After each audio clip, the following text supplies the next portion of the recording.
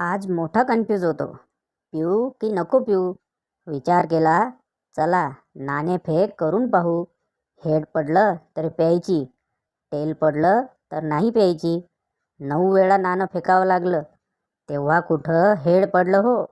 आपलं असंच असतं, एकदा ठरवलं म्हणजे ठरवलं, मागे नाही हटायचं.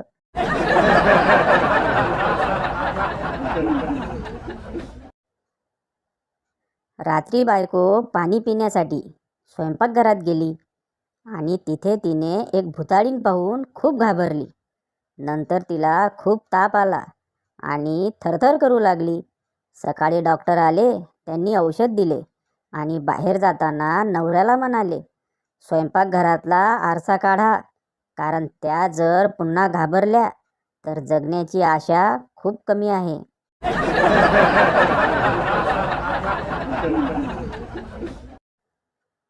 डॉक्टरांना काही समजत नव्हते. रुग्णाला कसे सांगायचे की तो सिरियस आहे आणि थोड्या काळासाठीचा ह्या जगात पाहुणा आहे. थोडा विचार करून डॉक्टर रुग्णाला म्हणाले, मोबाईलमधून जर तुम्हाला काही डिलीट करायचे असेल तर ते लवकरात लवकर करा.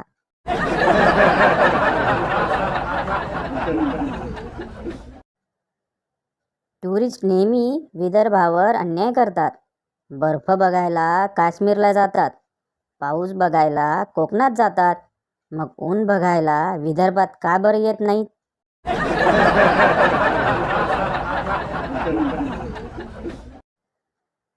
काकांना लूज मोशन होत असल्याने ते उपचारासाठी निसर्ग उपचार दवाखान्यात गेले. डॉक्टर म्हणाले, लिंबाचा वापर करा. 2 दिवसांनी काका परत चेकअपसाठी गेले. डॉक्टरांनी विचारले, लूज मोशन थांबले ना? काका म्हणाले, हो, पण लिंबू काढलं की परत सुरू होतात.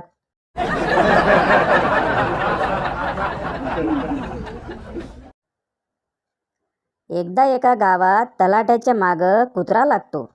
तलाठी सगळ्या गावातनं पळून आल्यावर एका झाडावर चढतो आणि कुत्र्याला म्हणतो, साल्या तुझ्याकडे गुंठाभर जरी जमीन असती ना तर तुला समजलं असतं कोणाशी पंगा घेतला ते.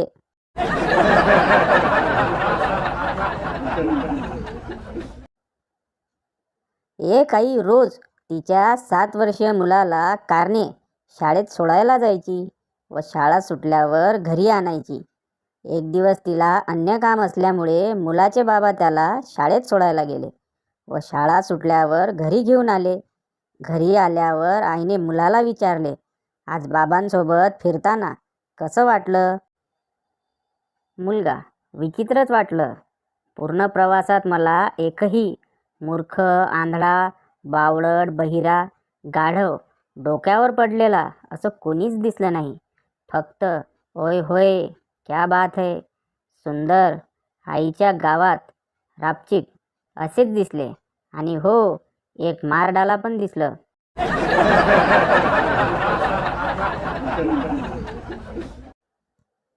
मुलगी प्रेमाने मुलाच्या छातीवर डोके ठेवते. जानू, तुझे हृदय किती मऊ आहे रे. मुलगा, हृदय नाही ते, शर्टच्या खिशात गायछाप आणि चुनापुडी ठेवली.